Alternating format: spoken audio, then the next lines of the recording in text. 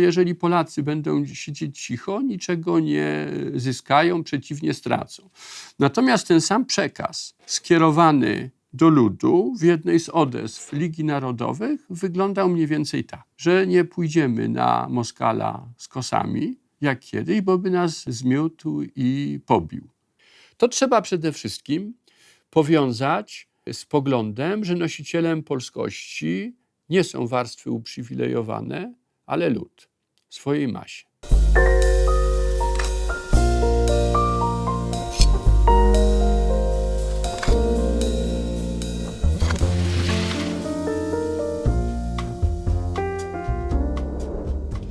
Jest bardzo ciężko zważyć, na czym polegało nowatorstwo w potraktowaniu kwestii narodowej przez ruch narodowy, dlatego że elementy nowe czy nowatorskie sąsiadowały z tym, co było kontynuacją.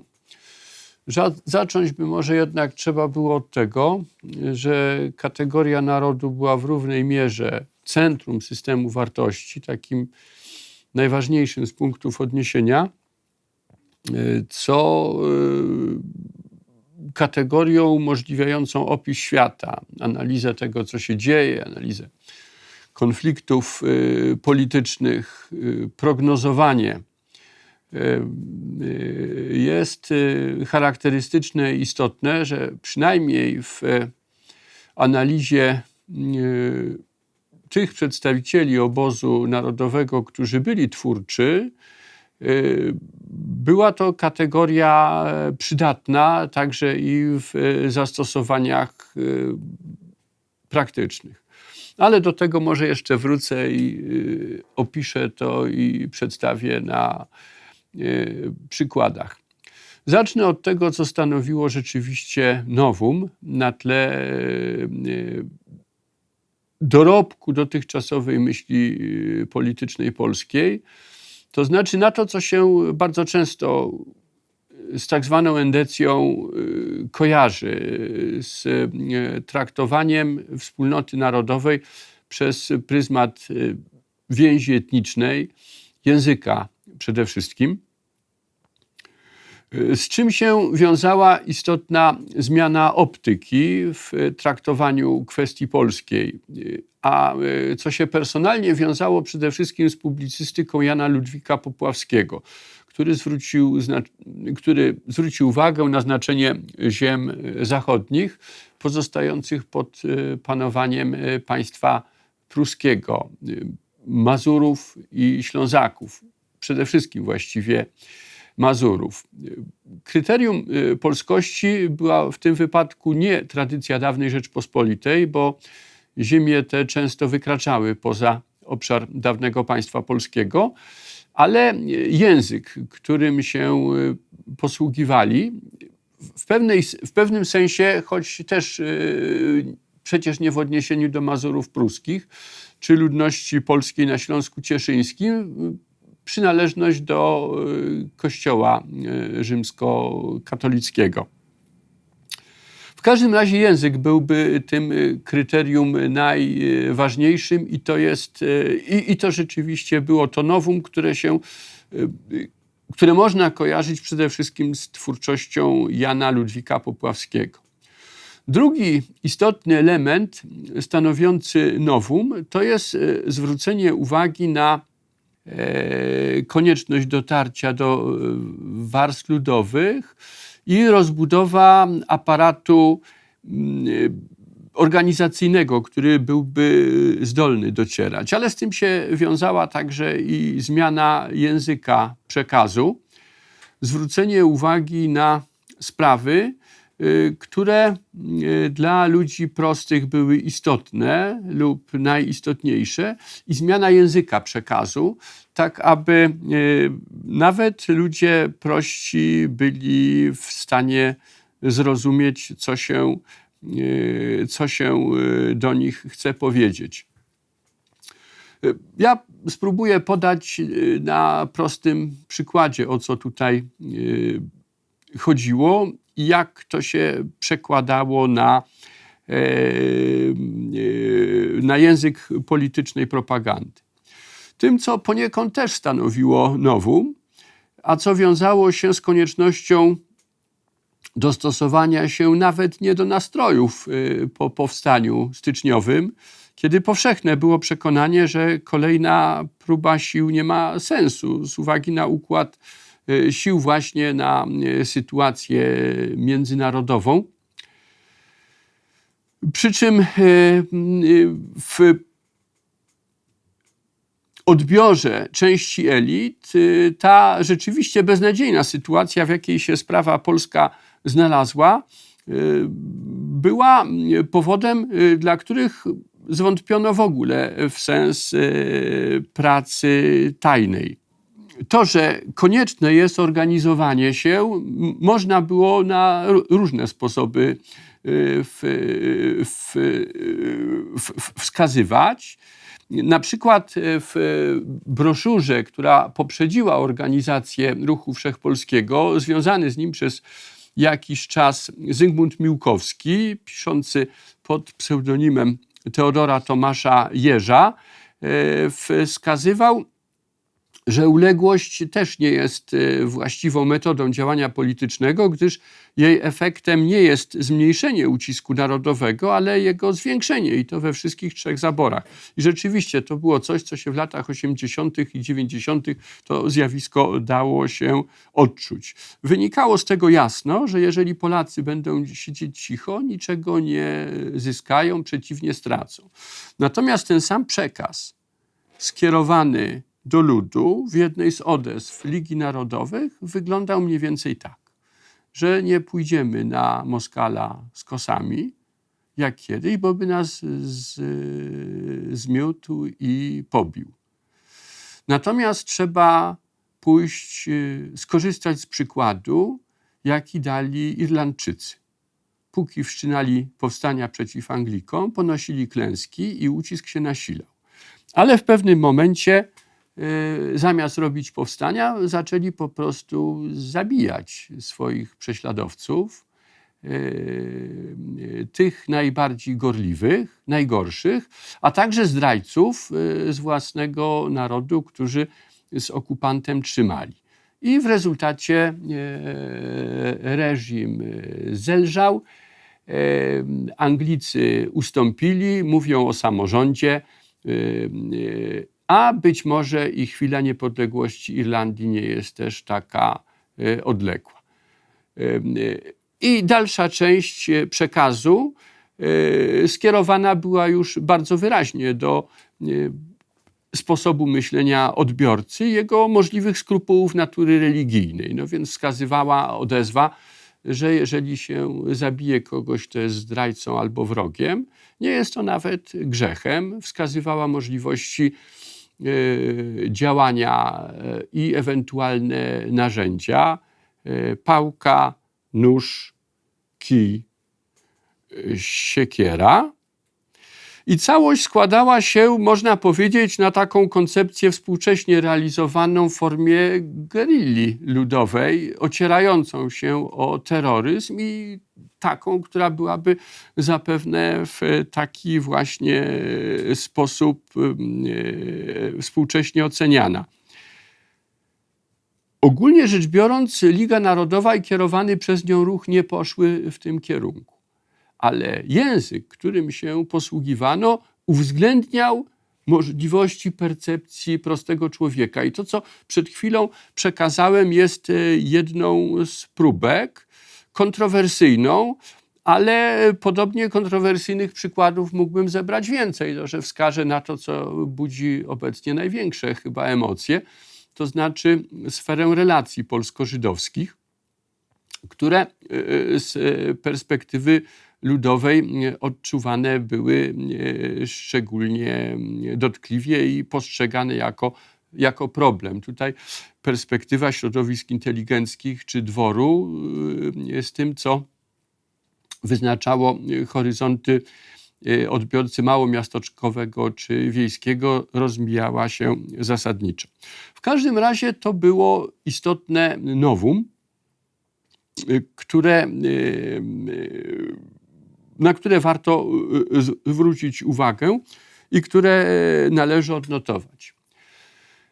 Innego rodzaju nowum już w tej warstwie ideowej, teoretycznej wiązało się z adaptacją tego, co z perspektywy końca XIX wieku wiązało się z dokonywanymi wówczas odkryciami, ustaleniami raczej, nie odkryciami o charakterze naukowym i co się wiązało z powstawaniem wówczas właśnie nowych dyscyplin naukowych, przede wszystkim socjologii, a także wpływie nauk przyrodniczych na postrzeganie spraw społecznych. Bo to było też coś charakterystycznego dla ówczesnej socjologii, co się z czasem zmieniło, bo można powiedzieć, że socjologia z tych klimatów wyszła czy wyrosła. Natomiast w końcu wieku XIX były to koncepcje bardzo modne. Na Zachodzie pionierem był tu Gustave Le Bon, natomiast w Polsce Zygmunt Balicki, należący podobnie jak Jan Ludwik Popławski, niewymieniony jeszcze przeze mnie w tym garniturze istotnych postaci, Roman Dmowski, należący do twórców ruchu wszechpolskiego. Tu kilka elementów jest istotnych i ciekawych, takich, które weszły w sposób trwały albo o których się doktryna tworzącego środowiska zaledwie otarła. Gwoli wyjaśnienia sprawy i oczyszczenia pola, jedną rzecz tutaj chciałem powiedzieć, że nie przyswoiła sobie tego, co w tych koncepcjach określanych mianem społecznego darwinizmu z perspektywy czasu budzi największe wątpliwości, to znaczy właśnie czystego biologizmu i swego rodzaju filozofii politycznej, w cudzysłowie, która dzieli sobie ludzi na różne kategorie wedle kryterium rasowego i z powodów, których nie jestem w stanie zrozumieć, za najbardziej prestiżową w tej tworzonej hierarchii uchodziła grupa długogłowych blondynów. Tego sobie w obrębie polskiej myśli politycznej z różnych powodów właściwie nie przyswajano. Jakkolwiek abstrakcyjnie rzecz biorąc, biologiczne wykształcenie, jakie otrzymał najwybitniejszy z twórców ruchu wszechpolskiego, Roman Dmowski, mogłoby go w tym kierunku popychać. No ale być może niekoniecznie, gdyż wykształcenie oznacza jednak dyscyplinę umysłową i tego rodzaju wiedzę, która niekoniecznie sprzyja przyjmowaniu bardzo uproszczonych, biologistycznych interpretacji. Dwa natomiast elementy zostały przyswojone przez doktrynę tworzącego się środowiska. I też nie chcę tego oceniać w kategorii dobro i zło, bo sprawa jest bardziej skomplikowana, a o walorach analityczno-diagnostycznych pojęcia narodu, którym się posługiwano, no mówiłem, sygnalizowałem w każdym razie problem. Więc jak mówię, tu chodzi o dwa elementy. Pierwszy z tych elementów to jest przyjęcie założenia, że w świecie społecznym istnieje walka o byt, tak jak istnieje walka o byt w przyrodzie. Że tym, co rządzi relacjami między ludźmi i między grupami społecznymi, jest rywalizacja. I w tej rywalizacji ostatecznym argumentem jest siła. To oczywiście nie oznacza, czy nie musi oznaczać, że stanem zwykłym jest wojna, przerywana jedynie krótkimi okresami potrzebnymi dla regeneracji sił. Tu w grę kategoria walki była, tak jakby ją można było tłumaczyć i zrozumieć po lekturze myśli nowoczesnego Polaka Dmowskiego, była raczej zdolność do mobilizacji sił i ekonomicznego ich użycia w dłuższej perspektywie czasowej przez zbiorowość. Ale siła, zdolność zbiorowości do jej mobilizacji i użycia była tym kryterium, który przesądzał o jej zdolności do przeżycia w ogóle, gdyż wskazywano, że relacje między narodami wyglądają w taki sposób, że trudno jest odwołać się do bardziej kategorii sympatycznej, jaką jest kategoria sprawiedliwości, na przykład, czy słuszności. Nikt się tym nie przejmuje. Nie ma trybunału, przed którym mogliby się Polacy na swój los poskarżyć. W jakiej mierze takie stawianie sprawy wynikało z obserwacji ówczesnej sceny politycznej, gdzie brutalne argumenty o walce o miejsce pod słońcem należały po prostu, były zwyczajnie modne. To był koniec XX wieku, XIX wieku. W Niemczech rządził cesarz Wilhelm II. Kraje europejskie urządzały ekspedycje do Chin celem ich pacyfikowania. Czarny kontynent został rozdrapany i podzielony między państwa europejskie i zapowiadało się, że w Azji się dokona to samo. W każdym razie ekspansja była czymś modnym, czymś, czego nie można się było, czego nie było powodu się wstydzić. I w tym drapieżnym świecie, pragnąc zapewnić Polsce miejsce, Dmowski wzywał, żeby Polacy też się zachowywali w podobny sposób, bo inaczej zginą. Także ta wizja miała charakter też mobilizacji, czy miała mobilizować nastroje, miała zagrzewać do działania. Czy była to wobec tego pewna wizja świata aprobowana przez twórcę, czy jedynie od tego, z czym musimy się liczyć, do czego musimy się dostosować, to tego do końca nie wiemy. W każdym razie to był jeden element, ten taki związany z darwinizmem społecznym. I na to nakładały się poglądy, którym całe środowisko ulegało, też związane z wpływem nauk przyrodniczych na postrzeganie relacji społecznych i zaadaptowaniem teorii ewolucji do poglądów na to, czym jest społeczeństwo. Wskazywano mianowicie, że tak jak w ewolucji stosunków, w ewolucji gatunków zwierzęcych ogólny kierunek rozwoju prowadzi od form prostych do form coraz bardziej złożonych, że jak w przypadku ewolucji tkanek mamy do czynienia z sytuacją, w której poszczególne komórki tworzące początkowo kolonie tkanek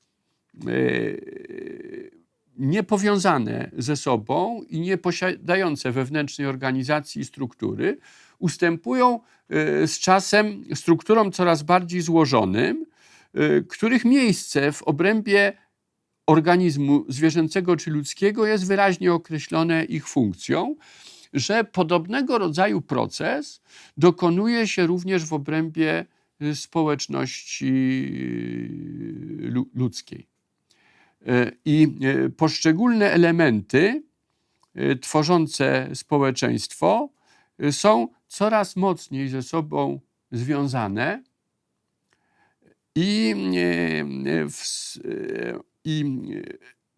trwanie społeczeństwa uzależnione jest od tego właśnie współdziałania. można powiedzieć, że nie był to całkiem wątek nowy, w tym sensie, że podobnie formułowane myśli obecne były na polskiej scenie politycznej praktycznie przez cały wiek XIX. Mówiono o solidaryzmie społecznym, o tym, że społeczeństwo tworzy właśnie taką całość i że konieczne jest zachowanie społecznej dyscypliny w imię wspólnego narodowego interesu. Była jednak zasadnicza różnica między rozumieniem takiej właśnie wizji społeczeństwa, którą operowały wcześniej środowiska konserwatywne, a tym, co proponował Ruch Wszechpolski. Różnica polegała na tym, że społeczeństwo ma już pewien swój kształt określony, że w obrębie tej całości każdy powinien robić to, co do niego należy, no i niczego nie zmieniać, nie upominać się o swoje, że istniejąca struktura, jeżeli nawet nie jest doskonała, no to ma swoje walory i należy ją zachowywać. No więc w tym względzie pogląd formułowany przez Popławskiego i Dmowskiego przedstawiał się zupełnie inaczej. To trzeba przede wszystkim powiązać z poglądem, że nosicielem polskości nie są warstwy uprzywilejowane, ale lud w swojej masie. A zatem istotna zmiana stosunków ciężkości, że to, że lud upomina się o swoje prawa i demokratyzuje się, nie jest słabością i źródłem problemów wewnętrznych, ale przeciwnie, zapowiedzią przyszłej siły i czymś, co otwiera przed polskością zupełnie nowe perspektywy.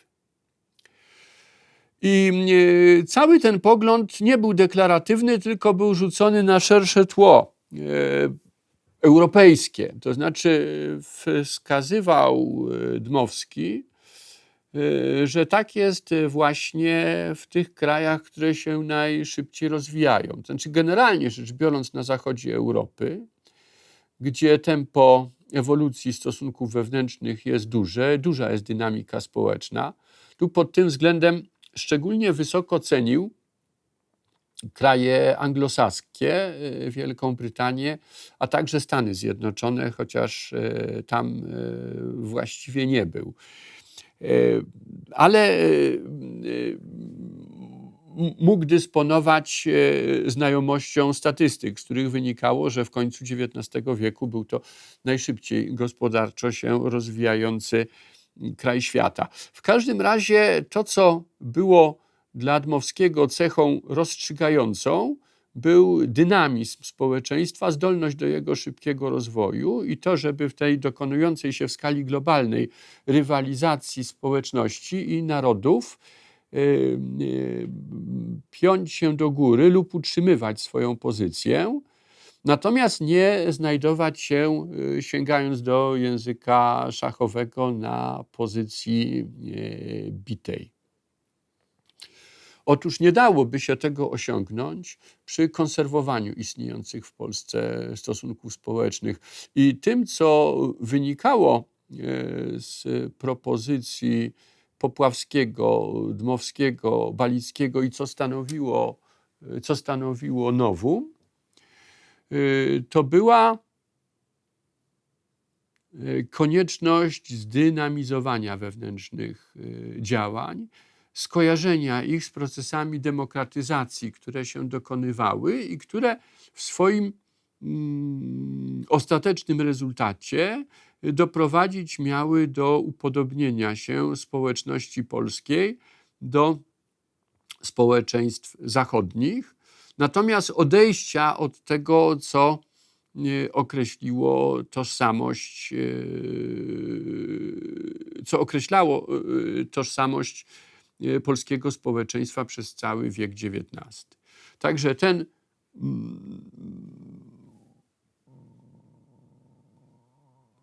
szukam tutaj właściwego słowa, Ale chyba właściwym terminem byłoby słowo modernizacja. To przekonanie o konieczności modernizacji, o zmiany struktury społecznej, zmiany sposobu gospodarowania, rozwoju polskiej klasy średniej, rozwoju aktywności przemysłowej było czymś, co się wiązało bardzo ściśle, co stanowiło na polskim gruncie novum. Do pewnego stopnia oczywiście, bo można powiedzieć, że pozytywiści wcześniej głosili program podobny. Głosili, tylko ten program nie odwoływał się w stopniu tak silnym, nie operował argumentem narodowym, nie było to rzucone na szersze tło walki wszystkich przeciw wszystkim. No i nie wiązało się, co jest w tym wypadku chyba najistotniejszą sprawą, z wolą ruszenia z impasu sprawy polskiej, która dla pozytywistów była czymś rozstrzygniętym jednoznacznie właściwie. Natomiast Polacy oczekiwali na możliwości powrotu jednak Polski na mapę i to, co się działo na szerszej politycznej scenie, obserwowali bardzo uważnie właśnie pod tym kątem, czy istnieją szanse i co da się zrobić, by Polska mogła na mapę wrócić. Tu na zasadzie dygresji jedną rzecz muszę powiedzieć. Ta dygresja wydaje mi się o tyle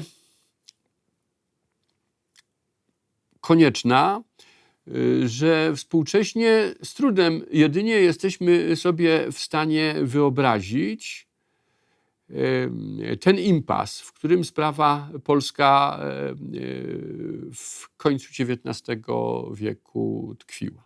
Nam się wydaje, że jest rzeczą normalną, że posiadamy swoje państwo.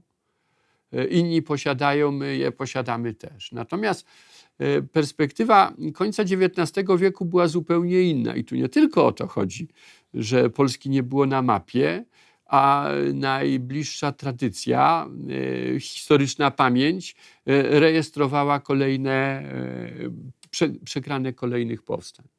Tu istotne było, że jeżeli analizować ówczesny ład europejski, a ówczesny ład europejski był ładem światowym, bo nigdy wcześniej, nigdy później Europa tak silnie nie ciążyła na reszcie świata,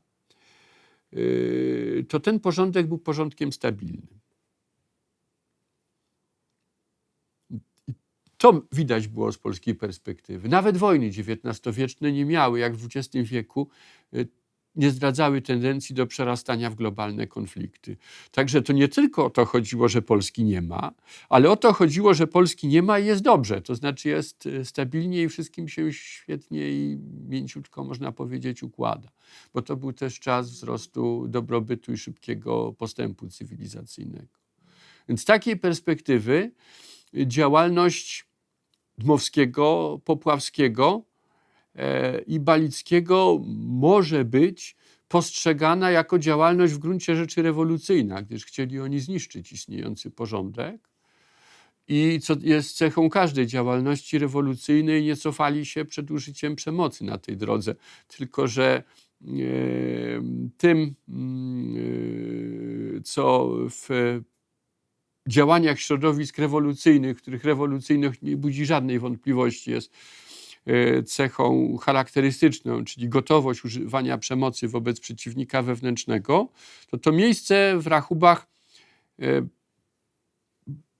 przywódców obozu narodowego zajmowały nadzieje na wybuch Wielkiej Wojny, która podzieli państwa zaborcze, sprawi, że znajdą się one w przeciwnych obozach, no i wojna doprowadzi do tak daleko idącego zwichnięcia równowagi świata XIX-wiecznego, że przed sprawą polską ponownie otworzy się szansa. Uprzedzając dalszy bieg wydarzeń, trzeba powiedzieć, że takiego konfliktu rzeczywiście doszło. i że został on przez środowisko wyzyskane w sposób perfekcyjny. To nie znaczy, że tylko obóz wszechpolski, Ruch Narodowy przyczynił się do odzyskania niepodległości, bo tu można patrzeć w tym kontekście z uznaniem na działalność wszystkich właściwie środowisk politycznych w Polsce, które się angażowały w tym kierunku. Ale faktem jest, że bez wojny Polska nie miała szans na mapę wrócić i z tego sobie zdawali sprawę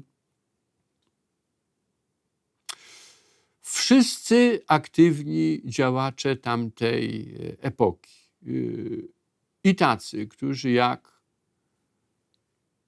Dmowski, Popławski, Balicki, a poza obozem narodowym na przykład Piłsudski z grupą swoich współpracowników oczekiwali z nadzieją na wybuch światowego konfliktu, ale byli i tacy politycy w obozie konserwatywnym, jak na przykład Erasm Pilz, dla których perspektywa wybuchu światowego konfliktu była perspektywą groźną, destabilizacji i czegoś, czego sobie normalny człowiek po prostu pragnąć nie może.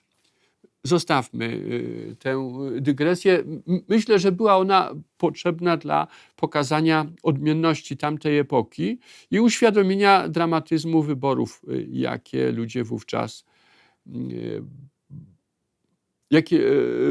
ludzie wówczas podejmowali.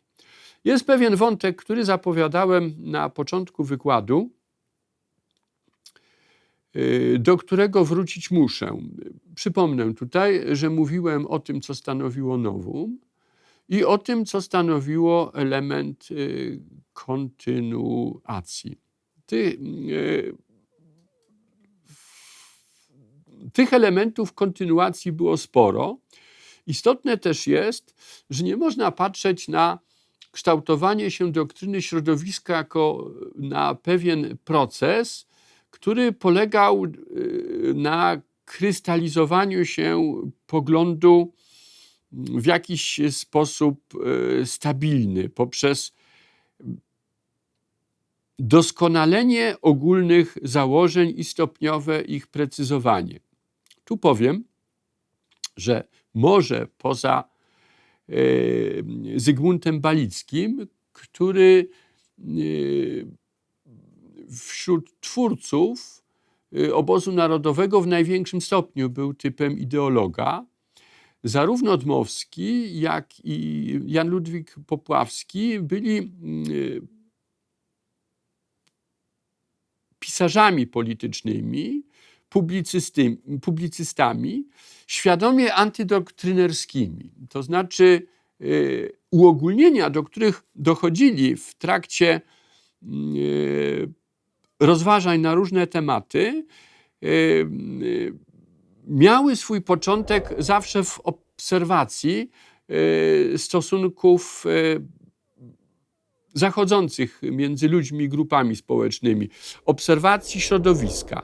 Nie było tak, żeby najpierw pojawiała się teoria, a później jej uzasadnienia przez to, co się wokół widzi. Nie, punktem wyjścia była obserwacja świata i te prawidłowości, które widziano, które rzucały się w oczy albo które można było ukryć, ale istniejące realnie, brane były pod uwagę dopiero przy tworzeniu uogólnień, przy czym uogólniano początkowo bardzo, bardzo ostrożnie. Miało to znaczenie także i dla definiowania polskości. Spróbuję to przedstawić na przykładzie stosunku do mitu I Rzeczpospolitej, który był czymś przyświecającym, określającym wyobraźnię polityczną kolejnych pokoleń polskich irredentystów. W powszechnym przekonaniu Dmowski i jego ruch zerwali z tym mitem. W miejsce dawnej polskości wieloetnicznej i wielokulturowej, wprowadzając pojęcie jednolitego narodu polskiego, którego członkowie posługują się językiem polskim i są rzymskimi katolikami. Nie jest to takie proste.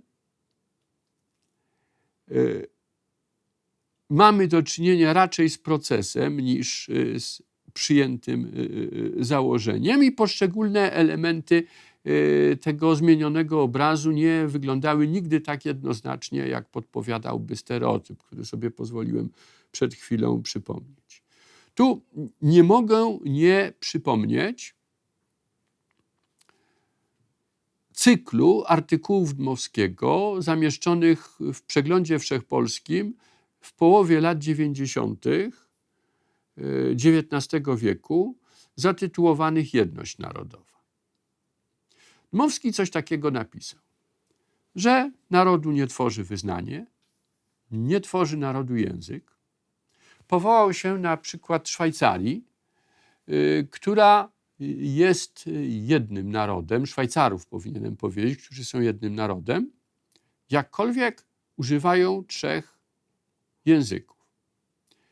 No i jak pisał, w Polsce też jest tak, że nie wszyscy mieszkańcy Rzeczpospolitej mówili jednym językiem. Każdy może sobie mówić takim językiem, jakiego posługuje, jaki zna. Natomiast ci, którzy tworzą elity, powinni znać wszystkie języki, tak aby wszędzie docierać. I że sama odrębność językowa nie usprawiedliwia formułowania na jej podstawie odrębnych celów politycznych. Że to jest przykład separatyzmu, do którego nigdy by do nas nie doszło. No nie jest istotne, czy by nie doszło, gdyby Rzeczpospolita trwała dłużej. Istotne, że Dmowski tak myślał, a w każdym razie tak napisał. Nie doszło, gdyby nie obecne nienormalne stosunki polityczne, to znaczy gdyby pod obcym panowaniem te separatyzmy powstające na tle językowym nie zaczęły podnosić głowy i zyskiwać na znaczeniu. Z tego wynikało przede wszystkim, bo to przekaz był, jak wiele przekazów Dmowskiego, niejednoznaczny. Można było rozumieć i wymowa jego była też i taka, że ruch narodowy ukraiński i litewski, jako wyrażający ten niezdrowy separatyzm, powinien być zwalczany. I rzeczywiście ruch wszechpolski zajął wobec tych ruchów stanowisko wrogie. Ale oznaczało to jednocześnie, że polskość rozumiana była przez Dmowskiego szerzej niż tylko ograniczona do granic etnicznych.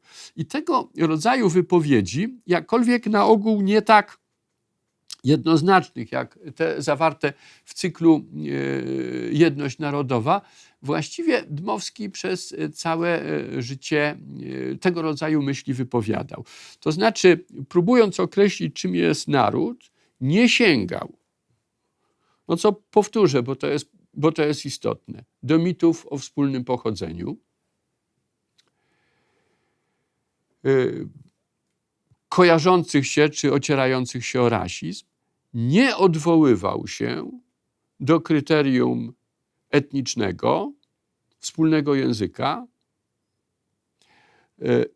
i praktycznie nie odwoływał się, wypowiadając się przeciw nadużywaniu argumentów religijnych, do jedności religijnej. Natomiast wskazywał na wspólną historię jako element, który kształtuje naród. W jednym z artykułów napisał, że idea narodowa jest równoznaczna z ideą państwową. Istnienie państwa daje początek idei narodowej.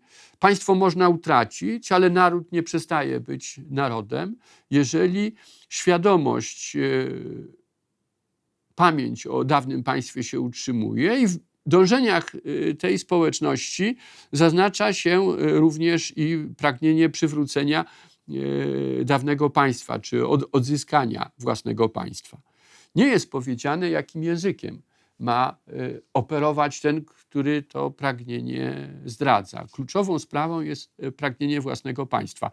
Ten pogląd się o tyle zmodyfikował po wojnie, że w znanej, często cytowanej broszurze Kościół, Naród i Państwo Dmowski wskazał na Kościół jako istotny element narodowej więzi, ale wskazał nie w taki sposób, że Polakami są ci, którzy są rzymskimi katolikami, tylko w taki sposób to uzasadnił historycznie, że ziemie polskie leżą w bardzo burzliwym miejscu i państwo nie działało, wywierając swój integrujący wpływ przez cały czas. Natomiast instytucja Kościoła działała relatywnie stabilniej i dłużej. I poprzez działanie tej instytucji Polacy są jednym narodem. Czasem wspieranej przez instytucje państwowe, czasem nie wspieranej. Także to jest, wydaje mi się, dosyć istotny element, zdradzający w sumie pewną ciągłość, gdy idzie o wcześniejsze enuncjacje. Ale jest i inny element ciągłości, bardzo istotny, o którym tutaj też chciałbym powiedzieć. Patrzę na czas w tej chwili, bo byłoby w sumie niedobrze, gdyby ten element należycie nie wybrzmiał, ale chyba nie ma powodu specjalnie się o to martwić. To jest coś, co uczenie można by nazwać okcydentalizmem, a używając języka bardziej przyjaznego, po prostu przekonanie, że Polska jest związana z kulturą zachodnią i że zachodniość kultury polskiej jest czymś, co określa kształt polskości, co jest znacznie ważniejsze od innych elementów. Na przykład elementu językowego i tego, że język polski należy do szerszej rodziny narodów słowiańskich. Temu przekonaniu Dmowski dawał wyraz przez całe życie. Miało ono swoje solidne źródła w tradycji polskiej myśli politycznej, bo ten okcydentalizm był cechą, która zaznaczała się w niej z wielką siłą praktycznie przez cały wiek XIX, a której politycznym czynnikiem, który ją utrwalał, była pamięć o powstaniach narodowych kierowanych przeciw Rosji. Dmowski i jego ruch, jak wiadomo, nie chciał tą drogą iść, uważając i słusznie, że jest ona nieefektywna i nie doprowadzi do zmiany położenia takiego, w którym Polska miałaby szansę na powrót na mapę. Ale to nie znaczy, by odrzucał całą filozofię polityczną, którą iredentyści wcześniej głosili. Pod tym względem niezwykle charakterystyczną pozycją jest książeczka właściwie, którą napisał jako bardzo jeszcze młody człowiek, wspominając swoje czasy szkolne i wplatając do narracji informacje o tym, co słyszał o działaniach innych szkół w zaborze rosyjskim. Książeczka nosi tytuł Ze studiów nad szkołą rosyjską w Polsce. Jest to chyba najbardziej antyrosyjska pozycja, jaka w polskiej myśli politycznej w ogóle powstała. Profesor Roman Wapiński pisze o niej jako o studium rusyfikacji, przy czym charakterystyczne jest, że dla Dmowskiego rusyfikacja oznaczała nie tylko nacisk realizowany metodami administracyjnymi na rugowanie języka polskiego i zastępowanie go w zaborze rosyjskim językiem państwowym. Rozumiał to szerzej. To chodziło o przyswojenie, o zaszczepienie tych wzorców czy antywzorców cywilizacyjnych, jakie Dmowski kojarzył z Rosją. Pomiatania ludźmi, demoralizacji, donosicielstwa. Wskazując czy charakteryzując ustrój szkolny, akcentował te elementy, które wiązały się z inwigilacją uczniów, zniszczeniem ich indywidualności przez brutalnych pedagogów, z karami, z pamięciowym systemem przyswajania wiedzy, gdzie nie ma miejsca na myślenie, tylko raczej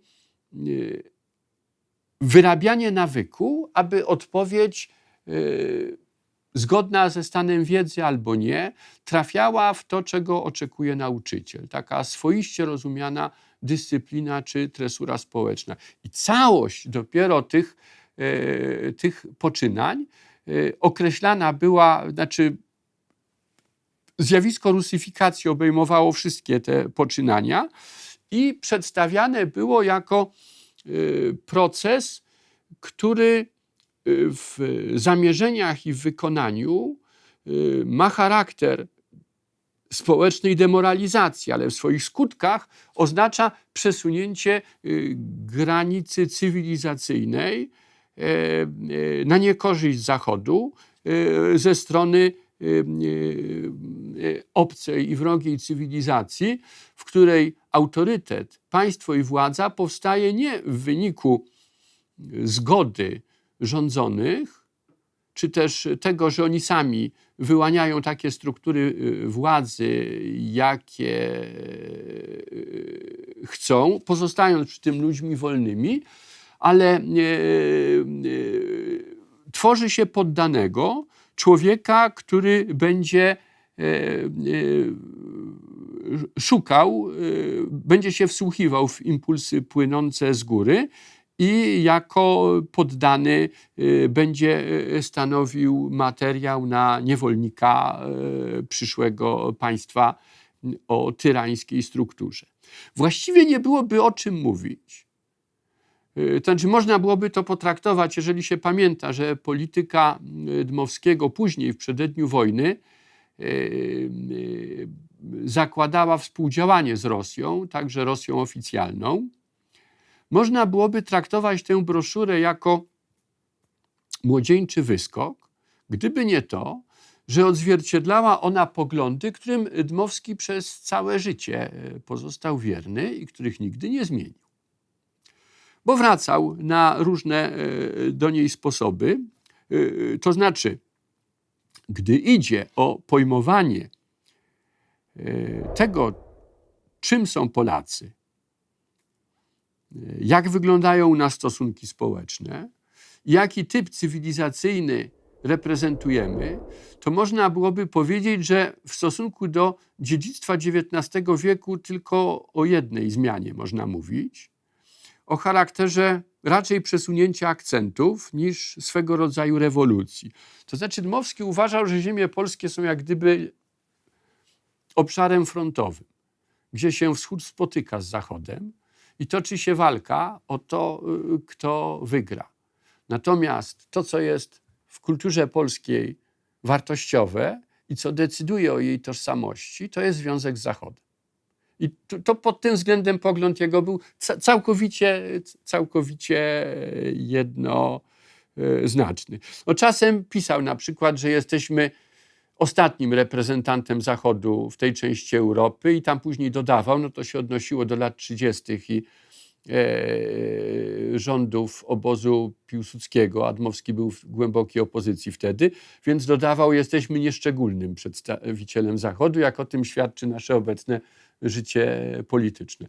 Natomiast powiedzmy sobie, porządkowanie tej sprawy, gdy idzie o aksjologię, o system wartości, było zupełnie jednoznaczne. Natomiast Rosja była dla niego światem obcym, światem, gdzie władza opierała się na tyranii,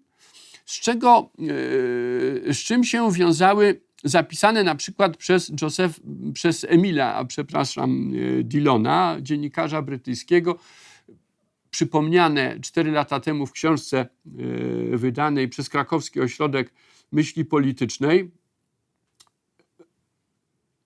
seria rozmów z Dmowskim odbyta przez brytyjskiego dziennikarza, gdzie Dmowski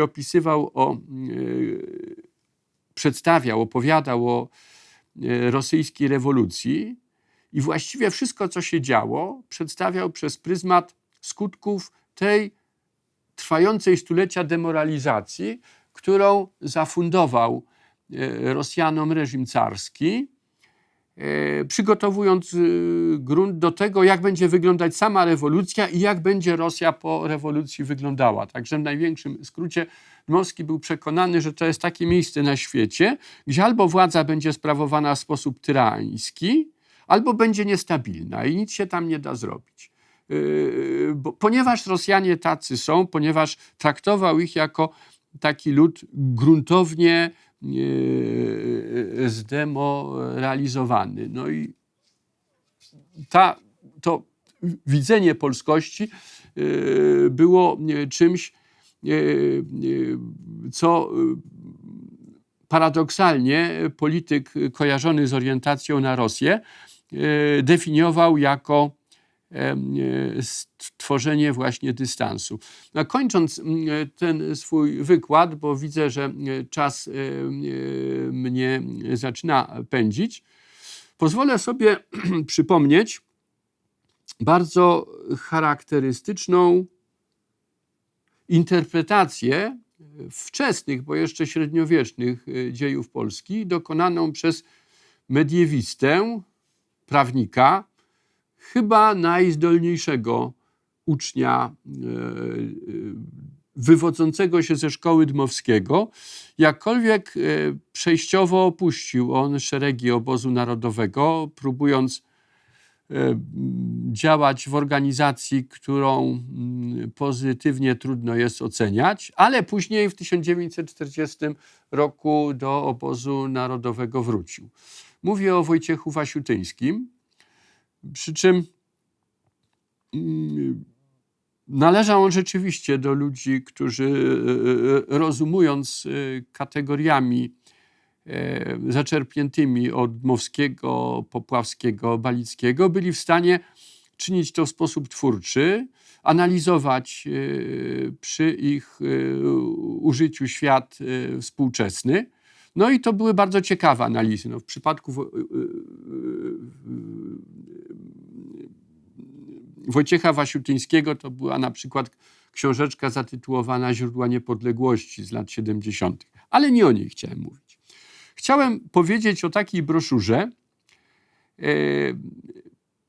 poświęconej dziejom Polski. Króciutka broszura przeznaczona dla wojska, bo w czasie wojny, końcówkę wojny spędził Wasiutyński w korpusie generała Maczka, gdzie był oficerem oświatowym i dla potrzeb oświatowych taką sobie broszurkę o dziejach Polski przygotował.